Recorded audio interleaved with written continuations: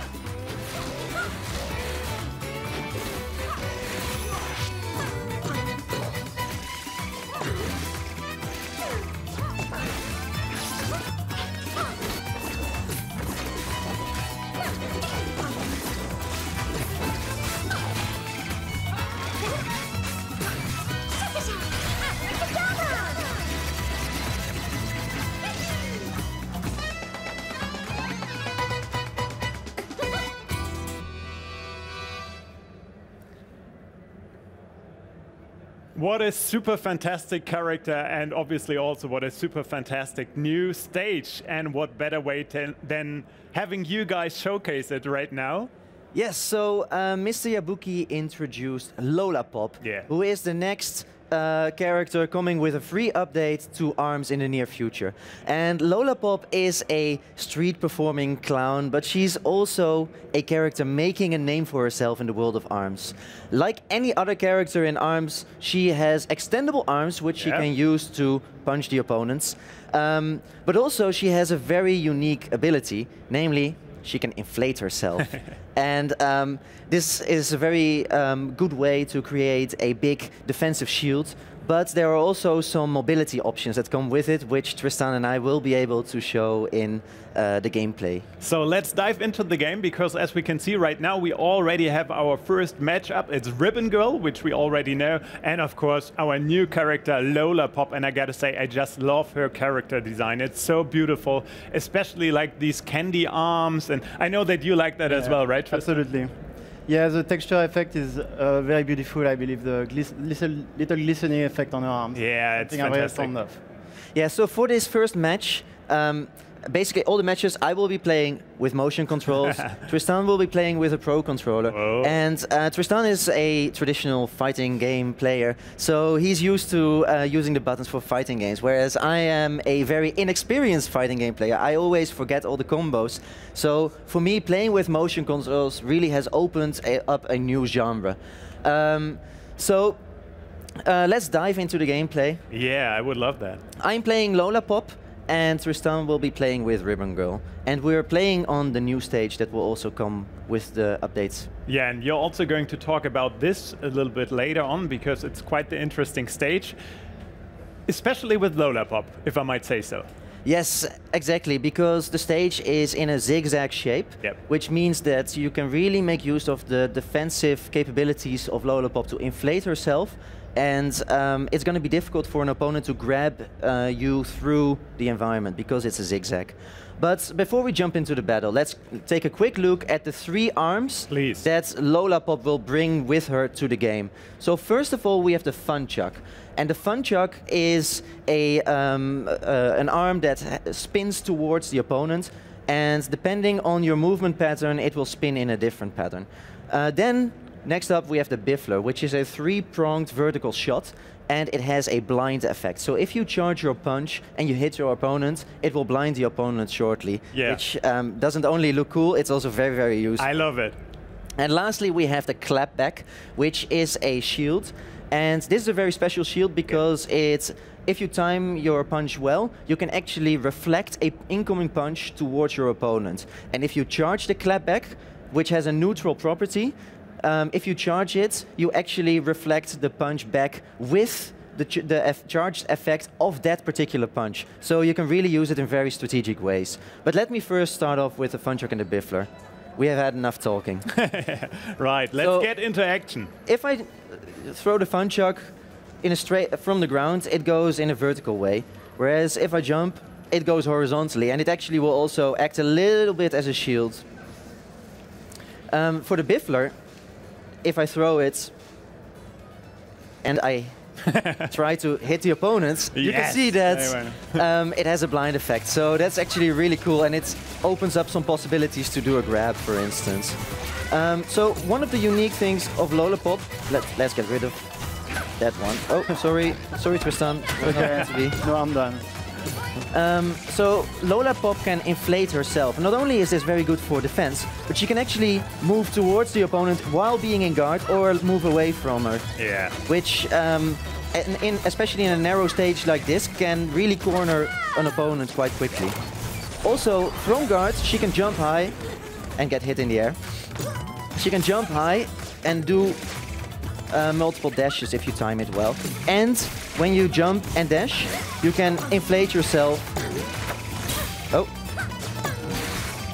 And you can actually block the first incoming punch, which is very similar to a kick like what Min Min has. Yeah, I always feel like this inflation is more or less, obviously it's not, but I feel like it's a bit of a taunt. Like, you jump around your enemy and then you inflate yourself. Well, what's interesting is that it really messes up the movement patterns that we're used to, because suddenly you can keep moving around and go in all these different directions while not being hit. Because when you inflate yourself, like what you saw here at the end, you block the first incoming punch. I think this was a good sort of introduction of these two weapons. Now let's go to the clapback. So when I use the clapback, I'm committing to a shield. So I really have to be careful to walk around and make sure that I'm not being overtaken like this by the guards. But Tristan is aiming very nicely at my shield. Oh. And you can see that I can punch it back to him. And there you could see I charged my clapback, which meant that I could actually have the charge effects of Ribbon Girl's weapon and stun her briefly. Okay, I think we've had enough talking. Let's go for the action. So while these two are going to fight a little bit, and we're going to see how the Biffler looks like and the clapback actually, I can tell you that if you look carefully at Lola Pop's trousers, you can see the small air valve if you want to. So it's really well done, beautiful design of her character at all. So I love her. Nice grab here. Yeah, I committed too early to the shield. So now this is a typical Tristan strategy of cornering me, but because I know him, I know that I can use my inflating capacities to block his first incoming punch. Oh, that's a good one. Oh, you were lucky there. I bet Tristan is happy that he doesn't have to talk as much because it's quite intense. But there you go. No. There's the comeback, but he misses. Oh, so close. Oh, wow, well done. But I need one more attack. Yeah, you need to keep her down. Thank you for letting me have a third round, Chris. Yeah, of course. So what you could actually already see there was that Tristan made really good use of the zigzag shape of the stage to corner me in this lower area, and then it's really difficult to get out without conceding at least one or a few punches. Then, especially if you use the Biffler like you did before, you want your enemy to stay blind, more or less. Yeah, exactly. Well, I actually now have a bit of a problem because Tristan made a very clever choice of arms, because he chose two Slap-a-Manders. But oh God. I was able to stop his super, that was good.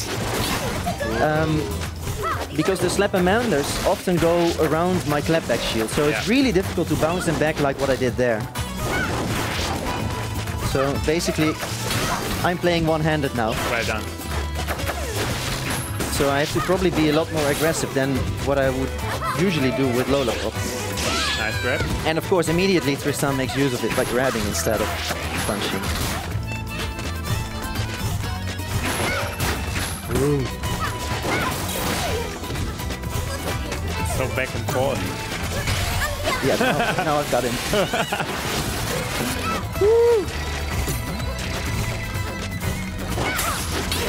So Very good. that's actually one of my favorite tricks with Lola Pop. That's because you have this inflating guard, you sort of can trick someone to come towards you, but when you jump after you're inflated, you jump higher, so it becomes really easy to jump over an incoming punch. And that way, what you could see was Tristan tried to come in, I jumped and I got over his punch, counted him and finished this round. Yeah. So now I think it's time to switch the roles. So now Tristan will be playing with Lola Pop and showing some other tricks. And I will be playing with Max Brass, which is a very heavy and a bit slow character. And we are also changing the stage because as we were able to see before, and as you already pointed out, that the map that we saw before is really narrow and there's this zigzag thing to it, so it's hard to move around, and once you get cornered, it's hard to get away from your opponent, but this time we're in the stadium again. Exactly, and in the stadium it's going to be much more difficult for Lola Pop to really stay in the corner and hide behind her own shield. So this is why I actually chose the Kablammer, so that I can whip it over the clapback shield. But I still have to be careful because the clapback can still reflect my Kablammer, and that hurts with Max Brass. So what you can see now is that Tristan is really playing a ranged game. And for me, the best way to deal with this is to try and get at him from the top. So I'm gonna probably reveal my strategy now by grabbing him. Because if I grab him, I don't run the risk of being hit by a counter. Oh, that was really lucky for me. Because the stun explosion actually stopped his super. So this gives me a big advantage actually in this fight. And what you could also maybe have noticed there was that I used this little whip around of energy around to stop his incoming punch.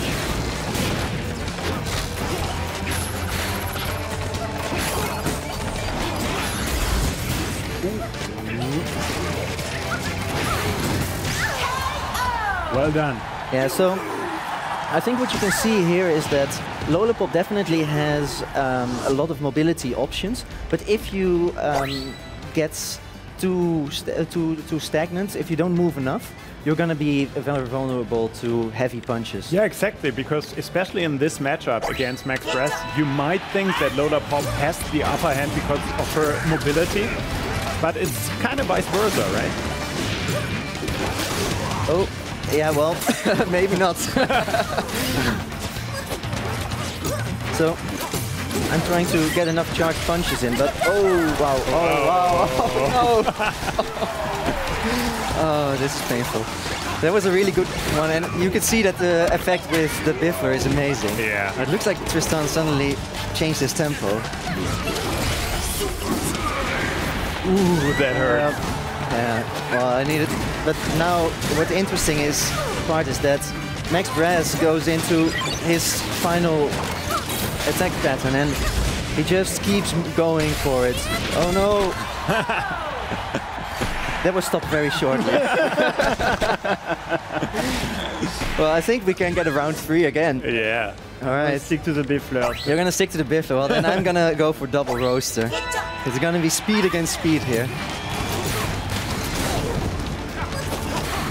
So, one thing that I find really interesting about Lola Pop is that because she can inflate herself, she basically has the defense of a heavy character with the mobility of a lighter character. So you can really see now that Tristan is using the mobility very well in this ring stage. Oh.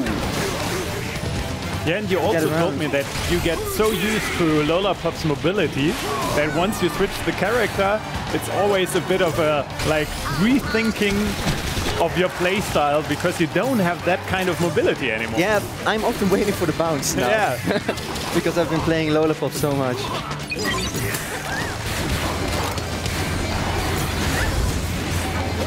So now you can see that I'm using sort of predictive punching because I know that Tristan likes this sideways dash.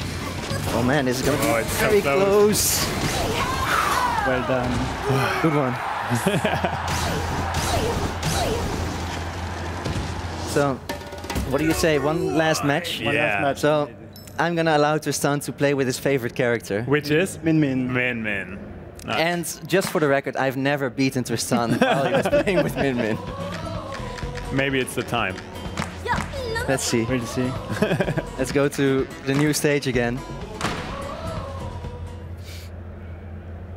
So let's talk a bit about the stage in general before we start into the matchup between Min Min and Lola Pop. So it's the new stage, obviously, that comes with Lola Pop. So it's her more or less home turf, if you want to. Yeah, exactly. Yeah, here is where she has been making a name for herself. You can see that there's a lot of candy influences. But what I particularly like is that at the side of the stage, there are some areas where you can squeeze a punch through, but it's going to be difficult to punch a grab through it. Yeah. So it's actually like a good defensive trick to be less vulnerable to direct hits, but you still have to be a bit careful because still something can go through. Yeah. All right. So let's jump into the third match, or third round.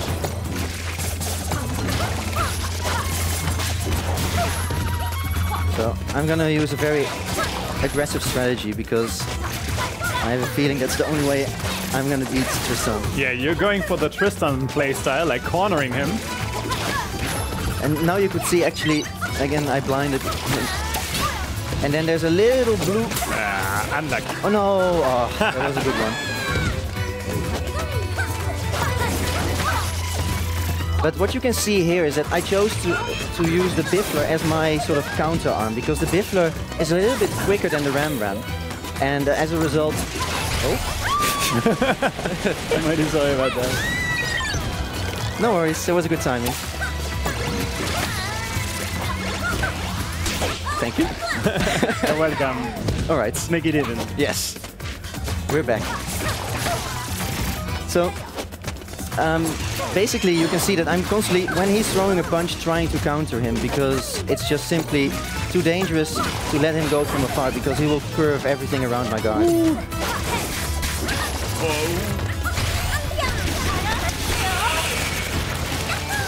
Oh no! Oh. Come on, Chris. I know you got it. Oh. So I'm waiting it out. He has his super ready, so I have to be careful. Oh! No! So close. They come out too fast. Oh, well done, Tristan. I knew you were going to activate your super. That's why I already punched, but I was too late. Yeah. All right, one last. Oh no! I should have gone for a clapback. What do you mean one last? That doesn't sound optimistic at all, Chris. I know myself.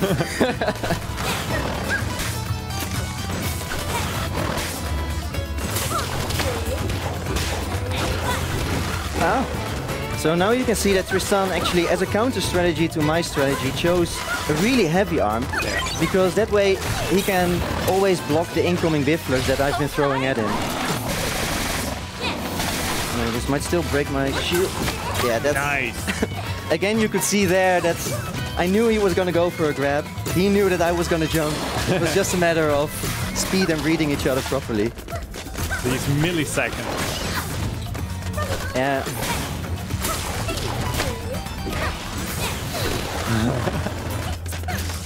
Oh, it's so tense. Well done.